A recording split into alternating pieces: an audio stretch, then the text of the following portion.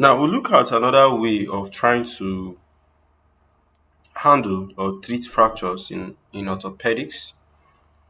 And this way is you're actually trying to use the K wires. They call them the crossed K wires.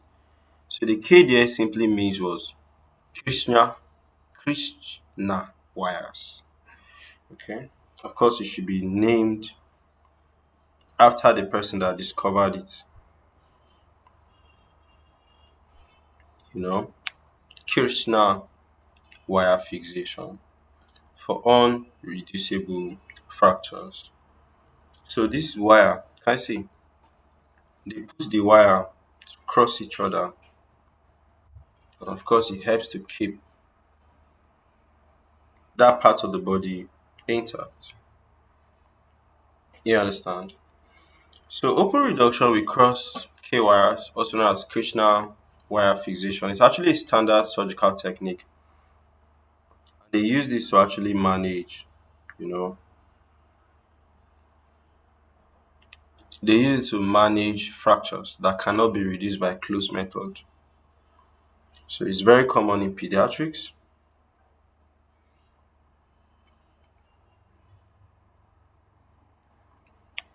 you know, and also common in supracondylar fractures, you know, and also lateral condyle fractures. So indications, that's when you want to use a Krishna wire. It's when the fracture is unreducible.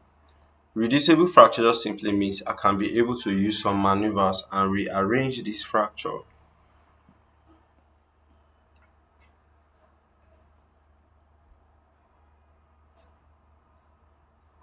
you know, to the place.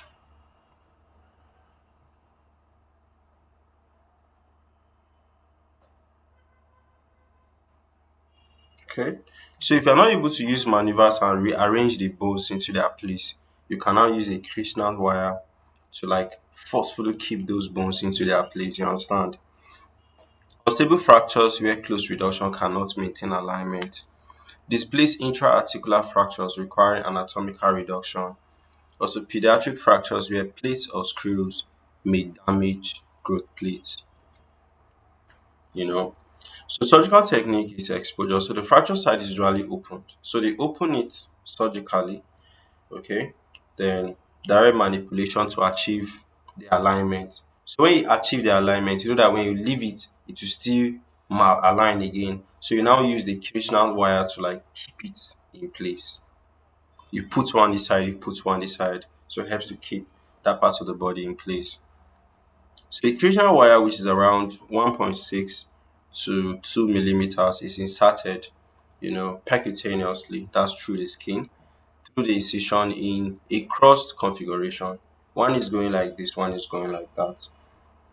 Okay, this will now engage the opposite cortices and to actually make it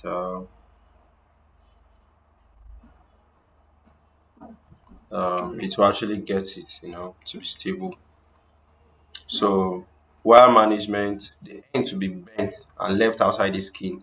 Can you see the way the wire is outside? So after that place heals, they now come and, you know, so they'll cast it. Okay, so after it heals, they can remove the wires, you know. So also there will be a lot of pain,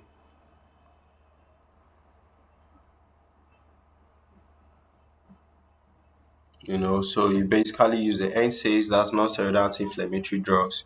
You elevate the hand because most of the times when there's injuries on the hand and the hand is going down to gravity, that's when you have more pain, you know. Keep the place clean and dry and always follow up with x-rays to just see how the place is aligned, because if it doesn't align well, you have deformities. Okay, and these deformities were acquired because that procedure was not done well.